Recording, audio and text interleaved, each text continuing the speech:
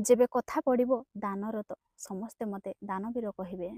तुमे राज कर सिंहासन उपरे मते सुतपुत्र ही कुहंतु। महाभारत कथा जेबे जेबे पड़ी थाए तो महारथी कर्णंकर कथा मध्य आसी थाए।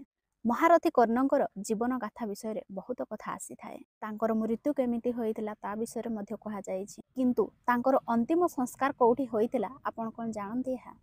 दानवीर कर्ण जिए थिले माता कुंतींकर सबुठारु बड़ पुत्र थिले।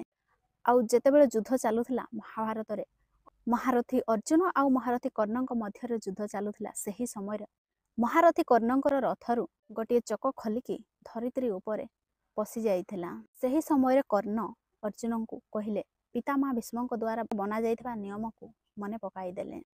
देखो अर्जुन, जे पर्यंत मु धरित्री मोर रथर चक को बाहर न करिछि से पर्यंत मो उपरे तुमे आक्रमण करि परिबो नाही। सेही समय अर्जुन रहि जाइथिले।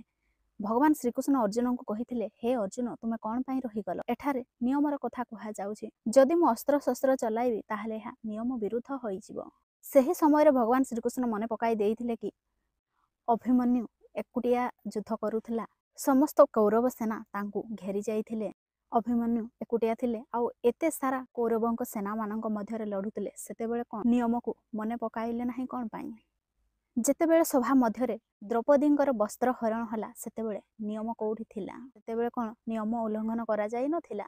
एहा सुनिकी अर्जुन को क्रोध आसिला। भगवान शिवंक द्वारा दिया जाइथिबा अस्त्र को अर्जुन चलाइले। सेही बाणरे कर्ण मृत्यु शय्यारे पड़ीगला।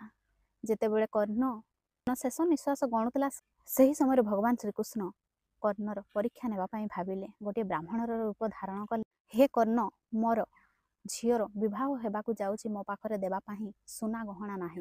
मते किछि सुनार आवश्यकता थिला। सेही समय कर्ण कहिला कि मो पाखरे कोनोसी सुना नाही। ब्राह्मण देवता कहिले कि तुम पाखरे स्वर्णर दांत अछि, ताकू दान करि दि।